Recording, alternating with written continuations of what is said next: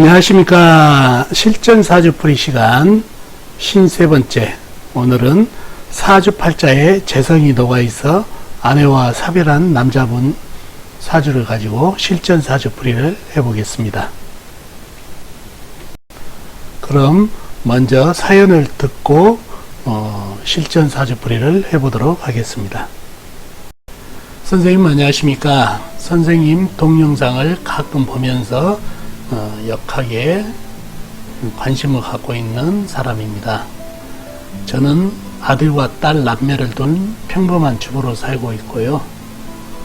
오늘 사연을 드린 이유는 아들에게 닥친 갑작스런 시련이 너무나 황당해 제 아들이 정말 이러한 시련을 가질 수밖에 없는 사주인지 너무나 알고 싶어 사연을 보냅니다.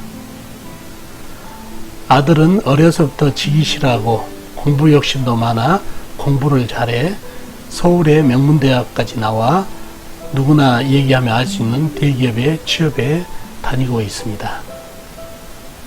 이상하게 여자와 인연이 안 돼 결혼이 늦어져 걱정도 했는데 늦은 나이지만 지인의 소개로 여자를 만나 결혼까지 하게 되니 더 이상 바랄 게 없었습니다. 그리고 아이까지 갖게 됐고요. 그런데 불행은 예고 없이 온다고 했나요? 며느리가 아이를 낳고 나서 산후 우울증이 심해져서 그때부터 불행은 시작됐습니다. 너무나 산후 우울증이 심해졌거든요. 아들에게도 여자 산후 우울증이 무섭다고 말하고 잘 챙겨주라고 했는데 결국은 일이 벌어졌습니다. 며느리가 산후 우울증이 심해졌는지 극단적인 선택으로 결국 스스로 삶을 마감하는 일이 벌어졌습니다. 갑자기 당한 일이나 경황도 없고 너무나 황당했습니다. 너무나 황당하니 남의 일 같다는 착각도 들 정도였고요. 우울증이 이토록 무서운 병인지 이를 당하고 알았습니다. 그게 벌써 2015년이니 3년이 지났네요. 이제 좀 상처가 아물어 갈 정도 되니 아들 사주가 이러한 흉기운이 서려져 있는지 선생님께 꼭 알고 싶어서 사연을 보내봅니다. 아들 사주에 이러한 배우자에 대한 흉기운이 있는지 꼭 말씀 주시면은 풀어주시면은 감사하겠습니다. 이러한 사연을 주셨네요. 참 안타까운 사연이네요. 깊은 위로를 드리고 보내주셨으니까 사연 보내주셨으니까 아드님 사주를 풀어서 보내드리도록 하겠습니다. 자, 이 사주가 우리 사연 주신 분 아드님 사주팔자가 되겠네요. 한번 보자고요. 병진년 신묘월 병인일 기해시에 태어나신 남자분이시죠. 예. 자, 사주 형국을 파악하기 위해서 오행의 분포부터 알아볼까요? 본인은 병화 큰 불로 태어났네요. 그러면 연간에 있는 이 병화도 큰 불이죠. 진토, 큰 흙, 신금, 작은 쇠, 묘목, 작은 나무, 임목, 큰 나무, 그 다음에 기토, 작은 흙, 해수, 큰 물, 이렇게 형성이 되어 있네요. 이 오행은 골고루 갖추고 있는 것 같죠? 나무, 불, 흙, 쇠, 물 다 있죠? 자, 6층을 보자고요. 병화한테 병화는 같은 오행이죠? 분명히 같으니까 이거는 비견. 진토는 병화가 생해준 오행으로 음양이 같으니까 식신. 그 다음에 신금은 내가 극한 오행으로 음양이 다르니까 정제. 묘목 나를 생해준 오행으로 음양이 다르니까 정인. 자, 임목은 역시 나를 생해준 오행으로 음양이 같으니까 이거는 편인. 그 다음에 기토는 내가 생해준 오행으로 음양이 다르니까 상관. 해수 나를 극한 오행으로 음양이 같으니까 편관. 요렇게 형성이 되어 있네요. 자, 사주 형국을 보자고요. 큰 불이 묘월, 봄에 태어났네요. 나를 생해주는 계절에 태어났으니까 등령을 했다고 그러죠. 자, 사주의 강약을 알기 위해서 나한테 힘을 주는, 병화한테 힘을 주는 오행을 보자고요. 힘을 주는 거는 나무, 목생화 해가지고 힘을 주는, 불에게 힘을 주는 나무하고 같은 불이 나한테 힘을 주죠. 어디 있는가 보자고요. 자, 나무는 임목, 큰 나무, 묘목, 작은 나무가 있네요. 그죠? 해수 안에 간목도 있고, 그 다음에 진토 안에 을목도 있고, 요런 나무균, 그 다음에 같은 불이 힘을 보태고 있다는 얘기죠. 제법 힘을 보태주는 오행이 많죠. 근데 내 힘을 빼가는 기토, 해수, 신금, 진토도 있고, 요런 형국이죠. 같은 편과 내 편과 남의 편이 이렇게 갈라졌죠. 사주 강약을 알기, 그 다음에 형국을 알기 위해서는 오행의 흐름, 사주 형국을 알기 위해서는 이런 거를 타이트하게 한번 들어가 보자고요. 자, 일단 나한테 힘을 주는 오행은 묘목, 임목, 그 다음에 같은 불이라고 그랬죠. 이렇게 힘을 주고 있는데, 먼저 이 해수는 나한테 그 불을 끄는 큰 물이죠. 이 해수가 이제 관건이에요. 첫 번째 관건인데, 이 물이 나를 극하느냐, 그거를 보고 있다는 얘기죠. 그러나 이 사주 보면은 불기운이 은근히 강하죠. 목생화를 받은 이 불이 활활 타오르고 있고, 이 큰 불도 같이 있다는 얘기죠. 이 작은 나무에 생명을 받고 있지만, 그러다 보면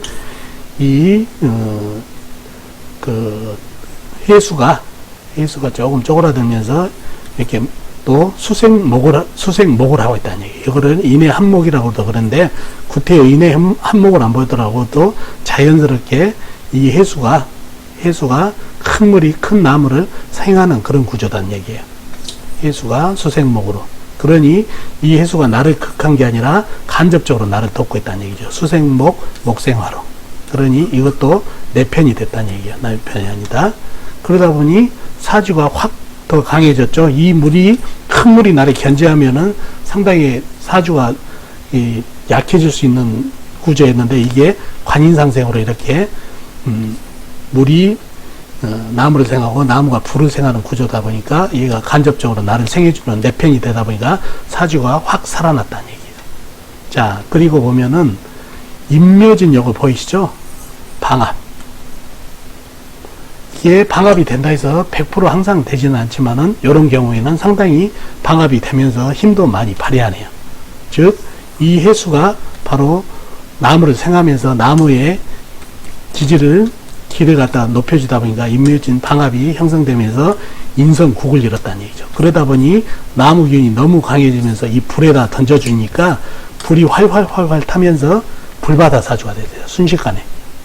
더군다나 이 해수가 임목을 생하면서 물이 쪼그라들면서 더더욱 불을 견제할 수 없는 그런 사주가 되다 보니까 불바다 사주가 돼버렸다는 얘기예요.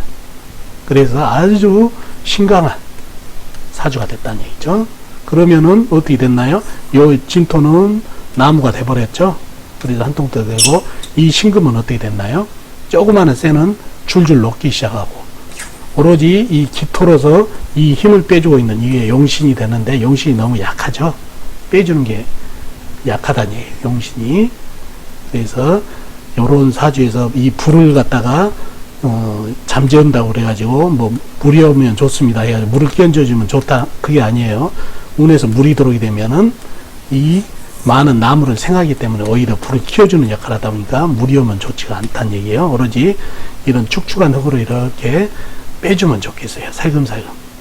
그래서 기토가 용신이라는 얘기죠. 운에서도 이런 미토라든가 술토라든가 이런 조열한 흙만 아니면은 흙기운으로 살금살금 빼주니까 좋겠다는 얘기죠. 자, 이분이 어렸을 때 공부를 잘했다는 얘기예요. 공부 보면은 관인상생이 돼 있죠. 관인상생이. 그 다음에 임묘진 목국으로 인해서 인성국을 이루고 있어요. 이렇게 사주에 하나의 국을 이루고 있다면은 그 한 가지로 상당한 그 자신의 재능을 부릴 수 있는 그런 두각을 나타낼 수 있는 그런 사주가 된다는 얘기예요. 인묘진 국을 이루다 보니까, 인성국을 이루다 보니까 학문을 할 수 있다는 얘기예요. 또 인성이 이렇게 강하다 보니까 욕심도 많다는 얘기예요.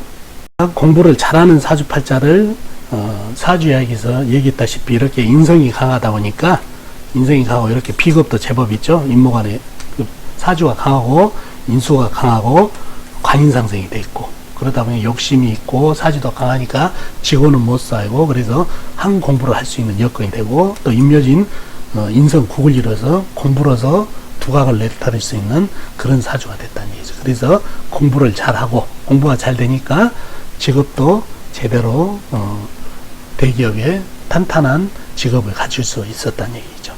거기까지는 어머니 사연 들어서 알겠죠?